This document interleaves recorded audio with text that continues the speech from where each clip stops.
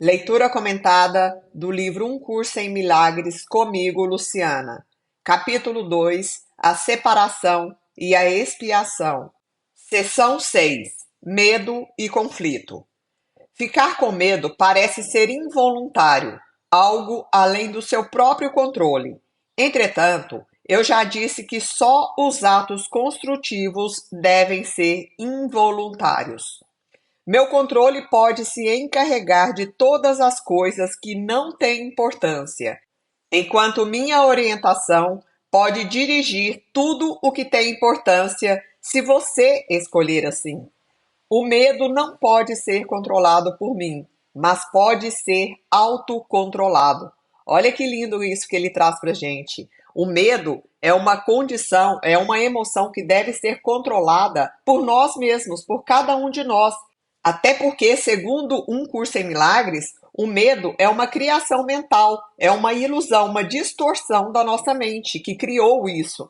O medo me impede de te dar o meu controle. Então, olha como o medo bloqueia esse acesso, essa guiança superior, essa consciência ampliada em nós. A presença do medo mostra que você fez com que pensamentos corporais subissem ao nível da mente. Isso os remove do meu controle e faz com que você se sinta pessoalmente responsável por eles. Essa é uma confusão óbvia de níveis. Eu não fomento a confusão de níveis, mas você tem que escolher corrigi-la. Não desculparia um comportamento insano da sua parte dizendo que não pudesse evitá-lo. Por que seria condescendente com pensamentos insanos? Ele questiona, né? Então ele não pode a gente falar, me perdoa pelo medo, me desculpe pelo medo, mas essa consciência crística, essa consciência divina, não é condescendente com enganos. Há uma confusão aqui que você faria bem em olhar com mais clareza. Você pode acreditar que é responsável pelo que faz, mas não pelo que pensa. A verdade é que você é responsável pelo que pensa, porque é só nesse nível que pode exercitar a escolha. O que faz vem do que pensa. Você não pode se separar da verdade dando autonomia ao comportamento, porque o comportamento é fruto daquilo que a gente pensa, daquilo que a gente acredita, das nossas crenças. Eu só me comporto de acordo com aquilo que é uma verdade para mim. E olha que linda essa informação. Isso é automaticamente controlado por mim. Tão logo coloque o que pensa sob minha orientação. É esse o tão falado estado de entrega, de entregar, de pedir essa guiança, de pedir orientação, porque esses seres iluminados, essa energia crística, energia divina, cósmica, estão aí para nos ajudar. Só que a gente acha que a gente sabe o caminho sozinho. Aí a gente vai se machucando, se ferindo, machucando outros nesse caminho aqui chamado vida. Sempre que sente medo, é um sinal seguro de que permitiu que a sua mente criasse de forma equivocada e não me permitiu guiá-la. Olha que lindo, gente. Não tem explicação de tão profundo que é esse livro. Então, quando o medo, a gente sentir essa emoção chamada medo, é porque a gente criou de forma equivocada. E a gente vai atrair tudo aquilo que a gente acreditar. A gente não entregou, não permitiu que o Cristo, que o anjo da guarda, que o Espírito Santo, seja o que for, aquele ser com o qual você se afiniza. A gente não permitiu ser guiado pelo amor divino. Não faz sentido acreditar que controlar o resultado de um pensamento equivocado pode resultar na cura. Quando está amedrontado, escolheu errado. Essa é a razão de se sentir responsável por isso. Tem que mudar a sua mente, não o seu comportamento. E isso é uma questão de disponibilidade, ou seja, é uma questão de vontade, de abertura, de entrega, de falar, epa, como assim? O meu comportamento não gera o meu pensamento, é o contrário. Por isso que a gente tem que ser vigilante o tempo inteiro, porque o pensamento gera o seu comportamento. Ele é a base do seu comportamento, da sua ação. Você não precisa de orientação, exceto no nível da mente.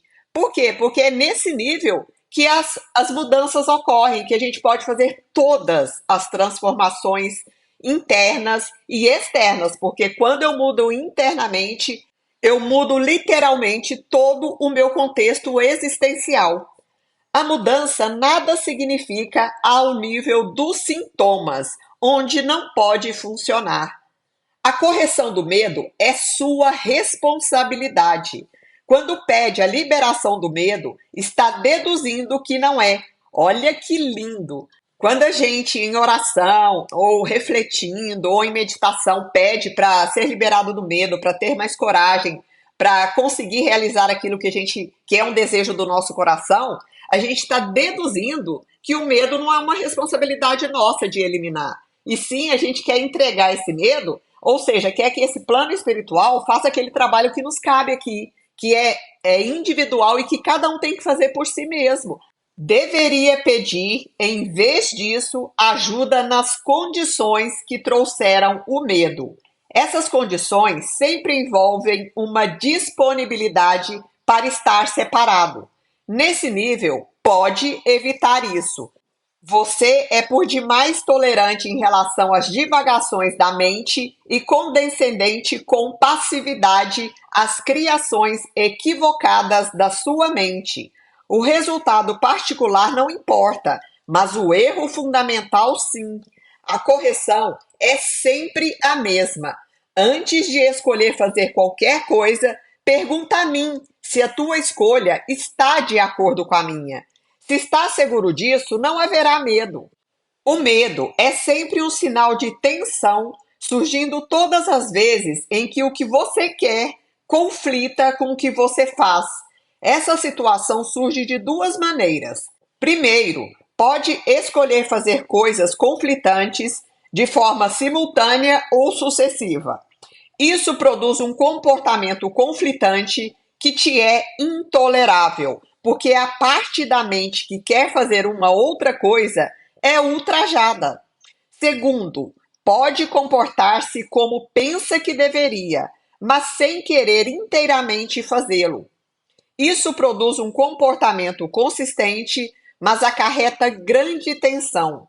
Nos dois casos, a mente e o comportamento estão em desacordo, resultando em uma situação na qual você está fazendo o que não quer totalmente fazer.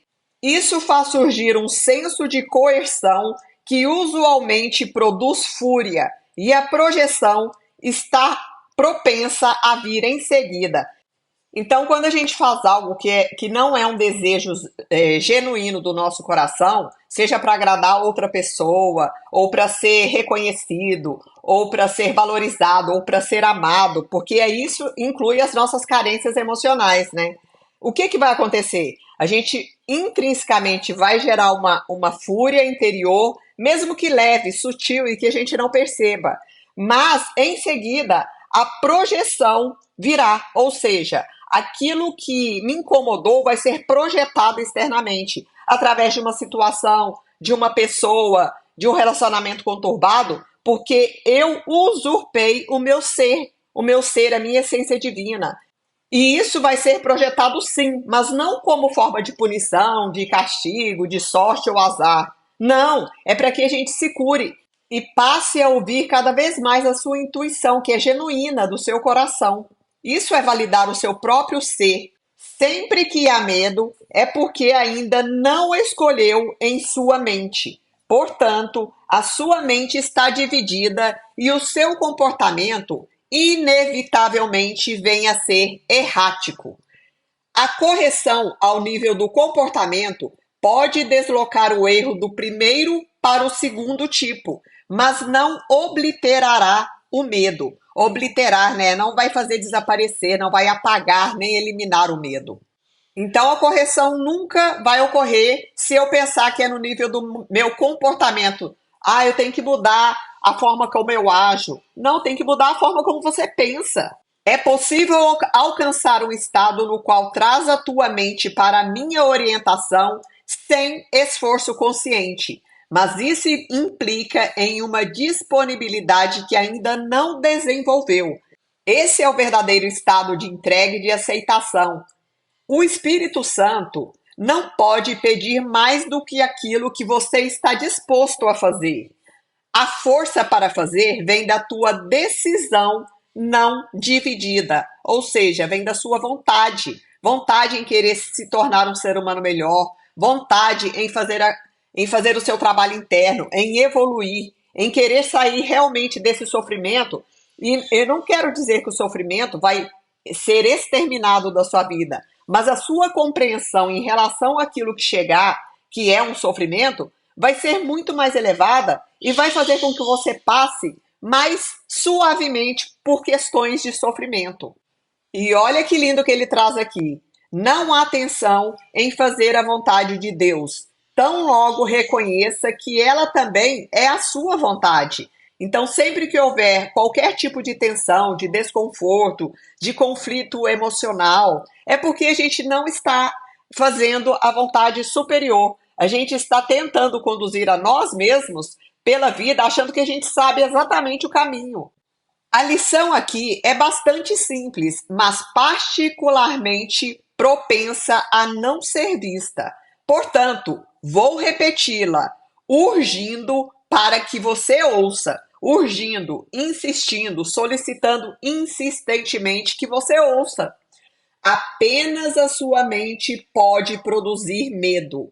Ela faz isso sempre que está conflitada em relação ao que quer e produz tensão inevitável, porque o querer e o fazer estão em discordância. E quantas vezes a gente não se percebe em situações em que a gente está fazendo alguma coisa ou deveria fazer alguma coisa, mas que está completamente desconectado com aquilo que eu sinto. E ele continua aqui. Isso pode ser corrigido só através da aceitação de uma meta unificada. Ou seja, alinhar o meu pensar, o meu sentir e o meu agir. Porque quando a gente está em conflitos muito tensos, muito profundos, nós estamos com esses três aspectos do nosso ser conflitando em algum nível, mesmo que de forma inconsciente, e a gente nem percebe. O primeiro passo corretivo para desfazer o erro é saber, antes de tudo, que o conflito é uma expressão de medo. Disse a ti mesmo que de alguma forma tem que ter escolhido não amar, ou o medo não poderia ter surgido. Então, todo o processo corretivo passa a ser nada mais do que uma série de passos pragmáticos no processo mais amplo de aceitar a expiação como remédio. Vou reforçar aqui que ele já falou outras vezes que a expiação é o desfazer dos enganos, das ilusões, é a limpeza daquilo que a gente de alguma forma enxergou de forma equivocada. Esses passos podem ser resumidos desta forma. Primeiro, é preciso que saiba que isso é medo. E aqui tem uma chave de compreensão bastante profunda, porque tudo aquilo que a gente não reconhece em nós mesmos não tem possibilidade de ser curado, transformado, superado. Porque se eu nego que eu tenho medo de algo, que isso é um medo intrínseco que pode ser que não esteja consciente, eu não vou me curar, porque eu estou negando isso em mim. Então não tenho chance nenhuma de me curar. O medo surge da falta de amor. Tem uma frase linda que eu já falei em outros áudios aqui, que diz: ensine só o amor, porque é isso que você é. Quando eu me vejo separado do outro, quando eu gero distorções como raiva, culpa, mágoa, ressentimento, julgamento, crítica, eu estou me vendo separada do amor, porque eu acho que eu estou separada dos outros seres humanos, principalmente daqueles que nos causam algum conflito interno, né? O único remédio para a falta de amor é o amor perfeito. É esse reconhecimento da nossa unidade, que por mais que eu queira me ver separado do todo, eu não estou literalmente separado, só fisicamente.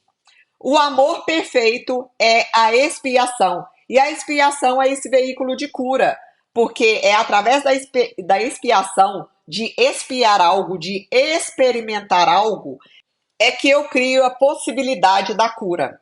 Tenho enfatizado que o milagre ou a expressão da expiação é sempre um sinal de respeito de alguém de valor para com alguém de valor. Então é sempre uma troca entre iguais. Por isso não somos melhores e nem piores, nem inferiores a ninguém. O reconhecimento desse valor é restabelecido pela expiação. É óbvio, então, que quando você tem medo, se colocou em uma posição em que necessita da expiação. Fez alguma coisa sem amor, tendo escolhido sem amor. Essa é precisamente a situação para a qual a expiação foi oferecida.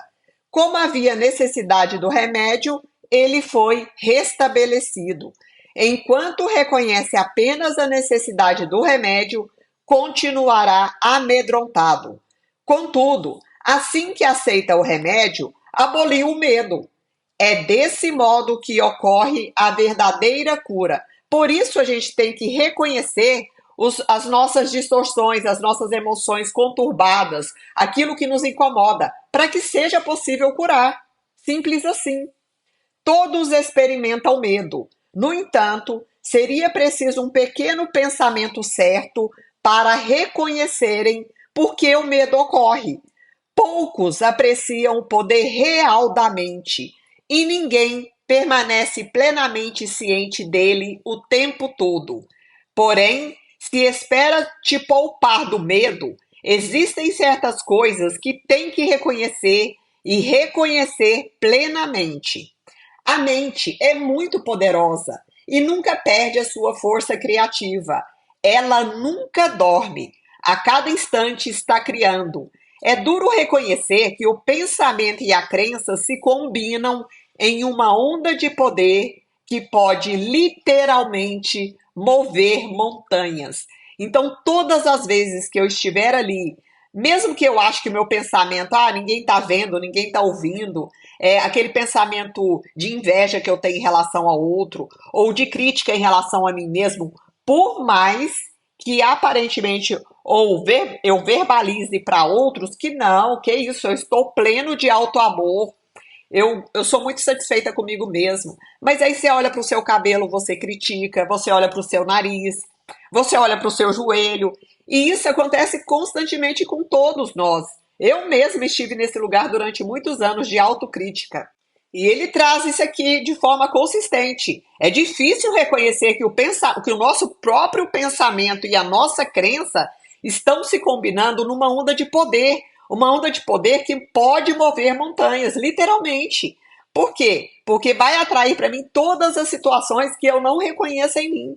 Enquanto eu negar algo em mim que precisa ser amado, liberado, curado, reconhecido, eu vou atrair situações de aprendizado para que eu possa olhar para isso. Porque a vida é uma grande mestra, uma grande professora, e ela vai nos trazer tudo aquilo que for a nossa necessidade individual para que a gente se reconheça como um ser pleno, como um ser perfeito, como um ser amoroso e como um ser unificado numa só mente, porque a sua mente é extremamente poderosa. Não duvide dela. Não é o seu corpo que age, o seu corpo age de acordo com os seus pensamentos de medo, de vitimização ou de superioridade, de falta de amor, de desvalorização e assim por diante. Mas o nosso pensamento está a todo momento criando situações que se materializam, se tornam reais na nossa vida. À primeira vista, parece que acreditar em tal poder acerca de você mesmo é arrogância, mas não é essa a razão real pela qual não acredita nisso. Prefere acreditar que os seus pensamentos não podem exercer influência real porque, de fato, tem medo deles. Isso pode diminuir a sua consciência em relação à culpa, mas ao custo de perceber a mente como importante. Se acredita que o que pensa não tem efeito, pode deixar de ter medo do que pensa, mas dificilmente está propenso a respeitar o seu pensamento. Não existem pensamentos vãos. Ou seja, não existem pensamentos fracos, falsos, vazios de conteúdo. Eles estão gerando a sua realidade a todo tempo. Eles estão gerando, movendo o seu comportamento, as suas ações. Todo pensamento produz forma em algum nível. Forma, coisas, situações, pessoas, desafios que irão se concretizar na nossa vida. Então, eu vou repetir essas duas últimas frases porque eu acho que elas são extremamente importantes para que a gente comece a tomar consciência de como a nossa mente age. Não existem pensamentos vãos, pensamentos sem valor, pensamentos vazios, pensamentos que não geram nada. Não existe. Eles estão gerando algo na sua vida o tempo inteiro. E todo pensamento produz uma forma em algum nível. Essa produção dessa forma, produz alguma forma, é produzir algo que estará materializado na sua vida. Seja relacionamentos complicados, seja doenças, seja questões financeiras, seja no nível que for, vai atrair alguma forma tornada visível na sua vida. Pensem bem e reflitam sobre essas duas últimas frases. Fim da leitura do livro-texto.